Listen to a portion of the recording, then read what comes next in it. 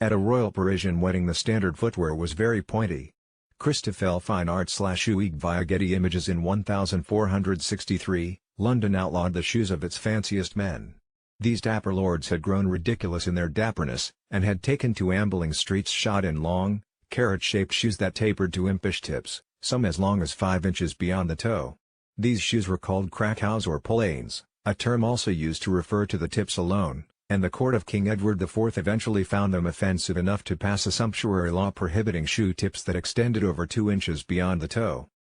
Perhaps one of the silliest and most fascinating trends in medieval fashion, these shoes probably first emerged around 1340 in Krakow, Poland. Both names refer to this origin, according to Rebecca Shock-Ross, the author of Shoes, An Illustrated History. Shock-Ross also serves as the shoe resources officer at Northampton Museum and Art Gallery in England, which claims to have the world's largest collection of shoes, at 12,000 pairs, but alas, just one intact pair of Polaines. Europe had flirted with long-toed footwear since the 1200s, but never to this length, or with this saturation. The lords and, to a lesser extent, ladies of 15th century Europe wore these shoes almost exclusively for over a century. Every person who could afford shoes wore Polaines, though the longer tips were generally reserved for nobility who could afford to wander around in footwear seemingly designed for pratfalls. This Polaine, uncovered on the Thames, features an ankle strap and a sexy, plunging front. Museum of London. For the glitterati of medieval Europe, Polaines were less a fad than a symbol.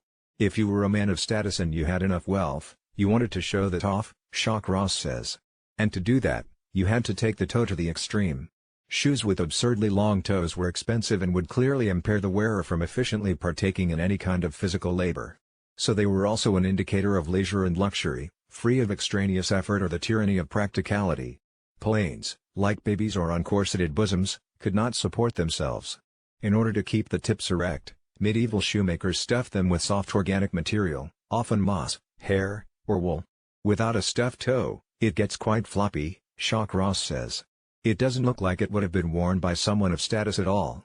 The material also helped prevent the tip of the Polaine from curling when wet, according to Jackie Kiley, senior curator at the Museum of London, which boasts one of the most impressive collections of Polaines.